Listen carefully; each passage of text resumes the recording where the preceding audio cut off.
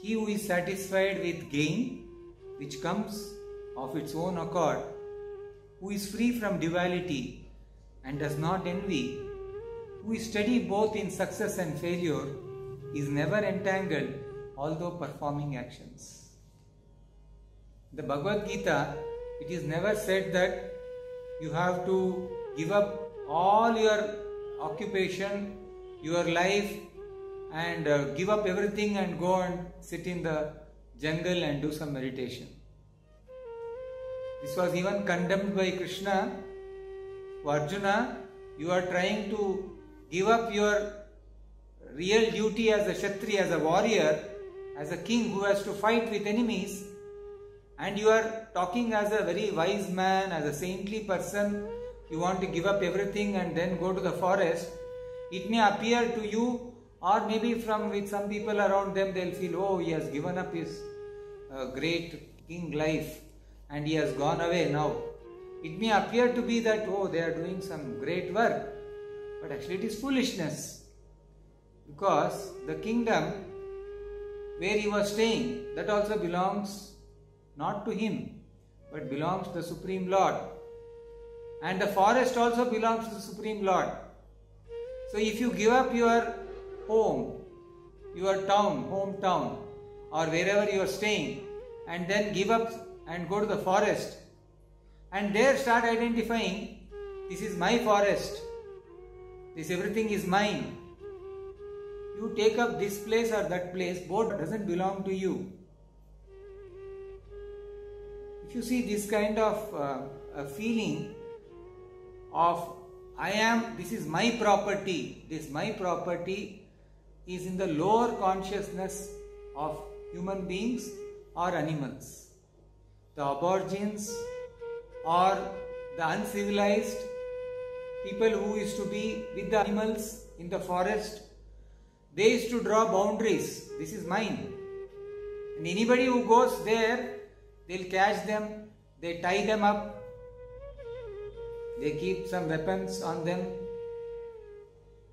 So there were challenges how to deal with them. These are the feelings of people who feel it is mine. But actually nothing belongs to us. Nothing belongs to us. It all belongs to the Lord, Supreme Lord.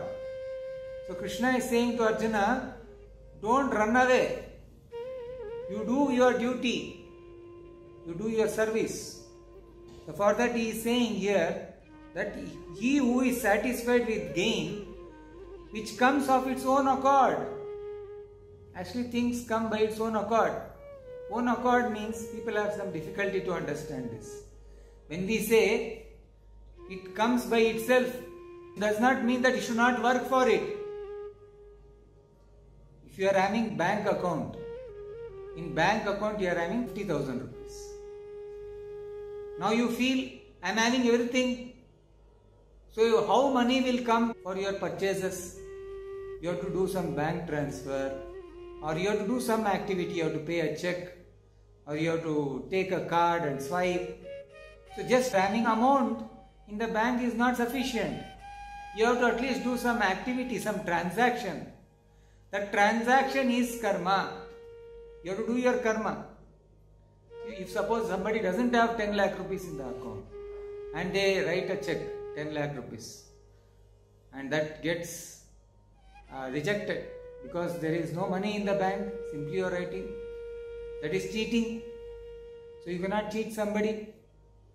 So just by saying that it comes automatically does not mean that money is not there and it is coming. It is there according to your karma, means only it will come.